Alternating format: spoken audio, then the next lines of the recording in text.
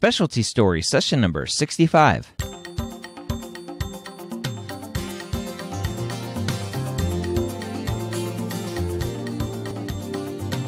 Whether you're a pre-med or a medical student, you've answered the calling to become a physician.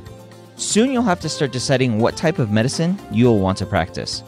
This podcast will tell you the stories of specialists from every field to give you the information you need to make sure you make the most informed decision possible when it comes to deciding your specialty. Welcome to Specialty Stories. My name is Dr. Ryan Gray, your host here every week. Now, this week I have a very different episode, and I want to cover it here on Specialty Stories because I think it's important specifically for DO students. Now, if you're at an allopathic, an MD medical school, this may affect you a little bit, but not as much as DO students. And what I'm talking about is the single GME accreditation system.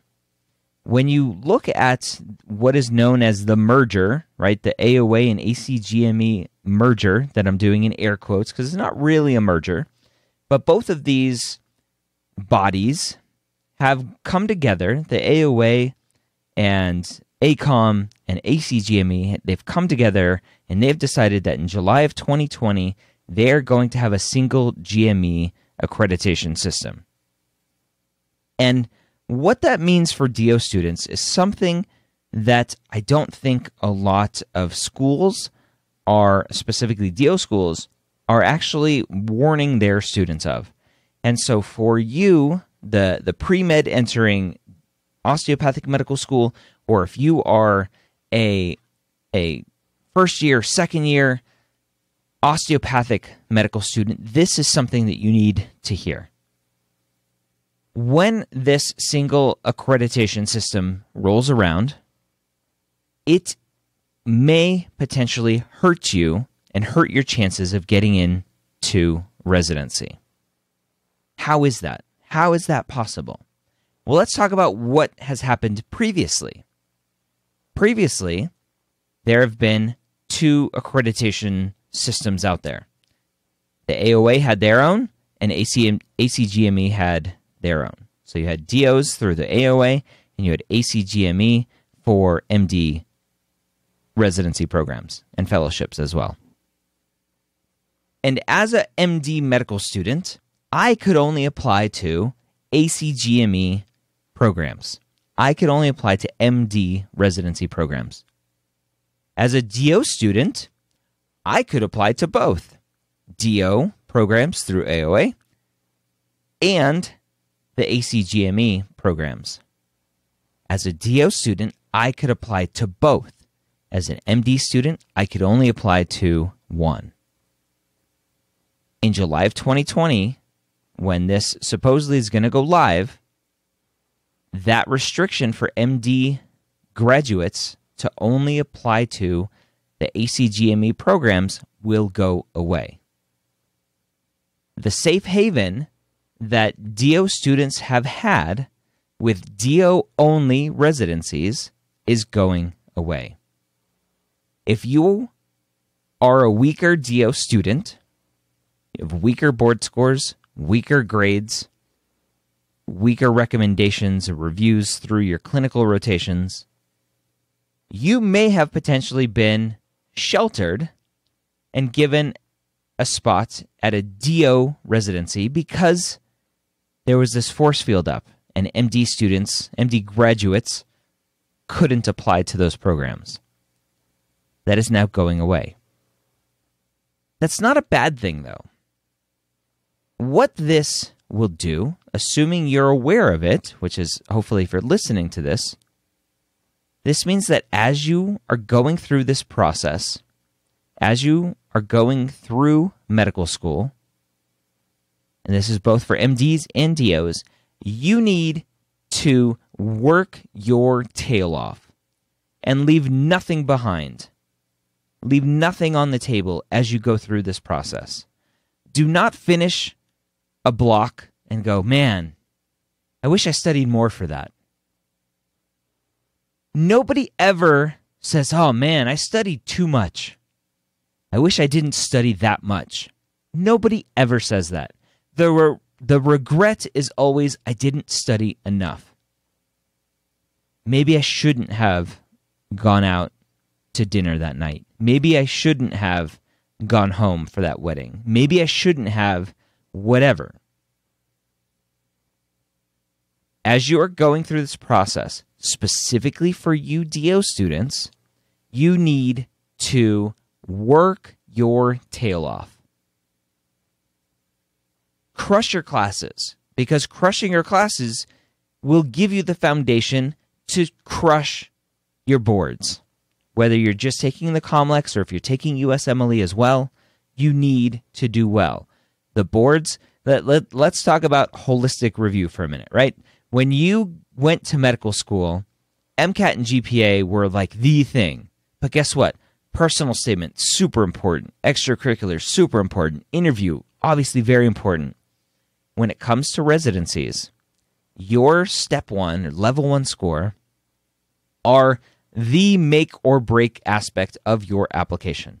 Yes, you need to interview well. The interview process for residencies is completely different than medical schools, though. Much more fun, very much more laid back. You need to have the board scores. You need to have the grades to do well in the match.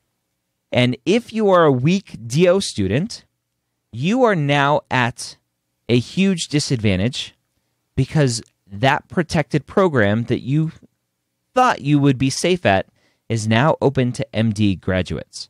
And not just U.S. graduates. And this is the big asterisk. There are thousands upon thousands of foreign medical graduates, international medical graduates, as they're now known. They used to be FMGs, now they're IMGs. International medical graduates, both U.S. citizen and non-U.S. citizen graduates, applying to residencies every year who don't get a spot. And a lot of these students are really good. They have good board scores, but they're international graduates. And so they've always been kind of a rung down than everybody else. But now that these protected, what have been protected osteopathic residencies spots are opened up to MD applicants, your competition has just gone through the roof. Now, time will tell how these programs are going to treat MD applicants, how they are going to treat international medical graduates compared to DO graduates, osteopathic graduates. Time will tell. But there is a potential risk that weaker DO students are now going to be at a severe disadvantage for finding residency spots because of this influx in MD applicants into what has been known as DO-only programs. And I want you to understand that.